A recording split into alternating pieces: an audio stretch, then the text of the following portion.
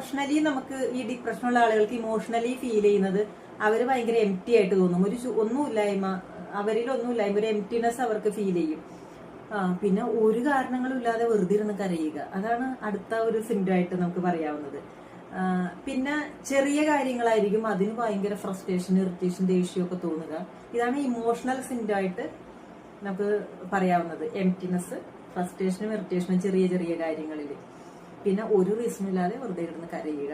അതൊക്കെ ഇപ്പം ഞാനിത് വളരെ കൂളായിട്ടാണ് നിങ്ങളോട് ഇരുന്ന് പറയുന്നത്. പക്ഷെ ഇത് എക്സ്പീരിയൻസ് ചെയ്യുന്ന ഒരു അവസ്ഥയുണ്ടല്ലോ, അത് ഭയങ്കര ബുദ്ധിമുട്ടാണ്. ശത്രുക്കൾക്ക് പോലും ഇത് വരില്ലേ എന്നാണ് നമ്മൾ പ്രാർത്ഥിക്കുന്നത്. കാരണം അത്രയും ഡിഫിക്കൽട്ടാണ് ഇങ്ങനെയുള്ള ആളുകൾ, അവരാ എക്സ്പീരിയൻസ് ചെയ്യുന്നത്. എൻ്റെ ഒത്തിരി ക്ലയൻസ് ഉണ്ട്, നല്ല വ്യക്തികളാണ് എല്ലാവരും. പേഴ്സണലി അവർ ഭയങ്കര നല്ല വ്യക്തികളാണ്.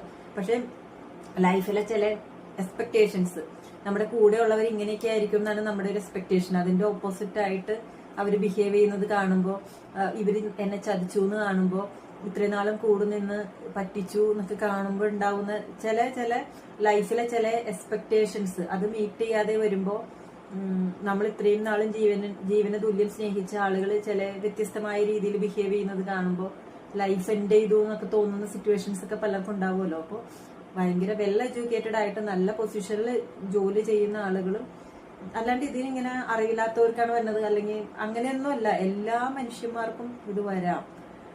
അപ്പോൾ ഇത് വരുമ്പോൾ നമ്മൾ പേടിക്കേണ്ടതില്ല. അതിന് അതിൻ്റെതായ രീതിയിൽ ട്രീറ്റ് ചെയ്താലും നമുക്ക് ഈസി ആയിട്ട് അതിൽ നിന്ന് റിക്കവർ ചെയ്യാനായിട്ട് പറ്റും.